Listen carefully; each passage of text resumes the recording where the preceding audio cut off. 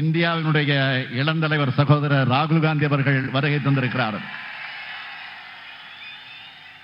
நாடு சந்திக்க இருக்கக்கூடிய இரண்டாம் விடுதலை போராட்டத்தில் காங்கிரஸ் கட்சியினுடைய கைகளை வலுப்படுத்த திமுக தோளோடு தோள் நிற்கிறது.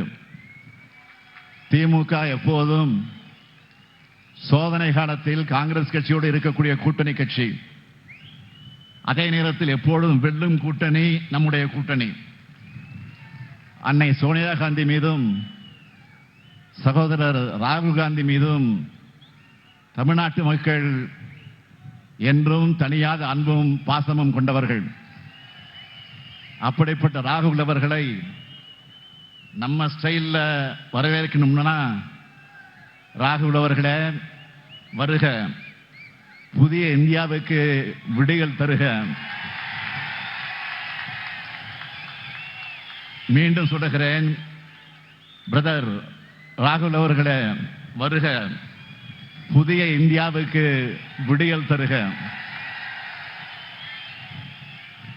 இந்தியாவின் தென்முனையான தமிழ்நாட்டிலிருந்து நான் வரவேற்கிறேன். சகோதரர் ராகுல் அவர்களுடைய நடைப்பயணத்தை நான் தான் கன்னியாகுமரியில் தொடங்கி வச்சேன். மும்பையில் நடந்த நிறைவு கூட்டத்திலையும் கலந்து கொண்டேன்.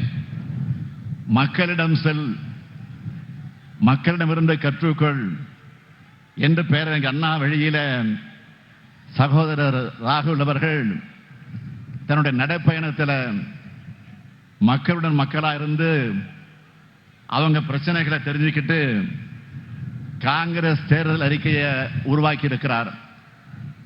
இந்த எலெக்ஷனோட ஹீரோ யாருன்னு கேட்டீங்கன்னா காங்கிரசினுடைய தேர்தல் அறிக்கை தான். செய்திகளை உடனுக்குடன் தெரிந்து கொள்ள உடனே சப்ஸ்கிரைப் பண்ணுங்க.